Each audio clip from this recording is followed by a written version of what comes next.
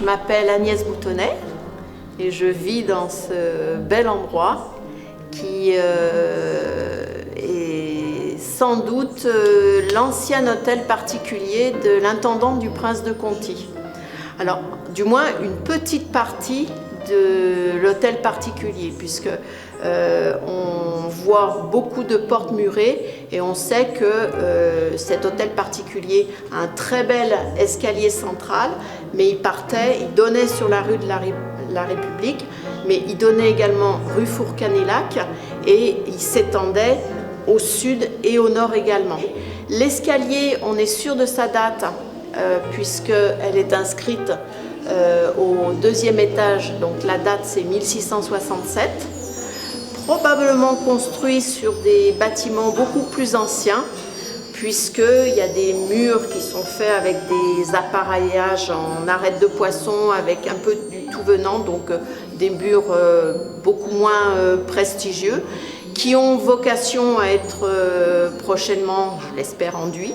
Donc oui, c'est un hôtel, enfin une partie d'hôtel particulier qui est inscrit au titre des monuments historiques et donc qui le reste de l'année est fermé puisque c'est un lieu privé et ouvert pour les 2 jours, les journées du patrimoine.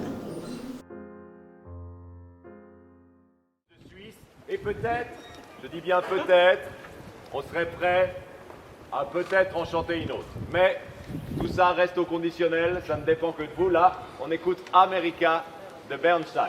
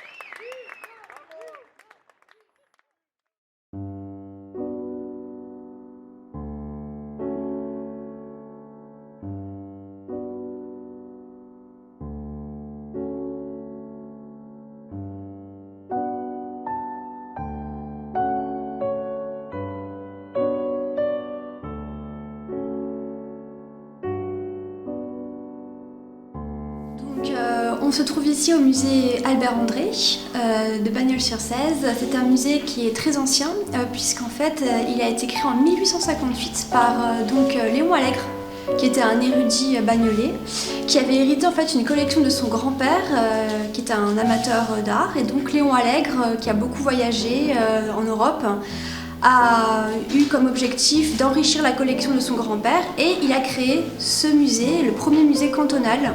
Il était à Bagnols. Et donc c'était un musée encyclopédique dans la tradition des musées du 19e siècle où on avait de l'archéologie, des beaux-arts, de l'industrie. À la mort en fait de Léon Allègre, c'est sa fille, Marie Garidel, qui lui a succédé, qui a été conservateur du musée. Et puis quand celle-ci donc n'était plus là, on a proposé au peintre Albert André, qui vivait à Laudun, mais qui connaissait en fait des Bagnols, de devenir conservateur du musée. Donc ça, c'est passé en 1917. Et Albert André, en fait, comme il était peintre, lui, ce qui l'intéressait beaucoup, c'était les beaux-arts, c'était la peinture. Et donc, il s'est employé à créer une salle des beaux-arts en introduisant un peu de peinture contemporaine, ce qui manquait en fait à ce musée. Et enfin, il y a eu un incendie du musée dans les années 20, qui a détruit quasiment toute la salle des beaux-arts. Et du coup, Albert André a dû réécrire un musée. Il avait une grande page blanche. Et donc, il a sollicité des amis à lui, des peintres, des artistes comme Renoir, Bonnard, qui lui envoient des tableaux pour son musée de Bagnols. Et ensuite, en 1963, on a eu une très très importante donation, qui est la donation Besson.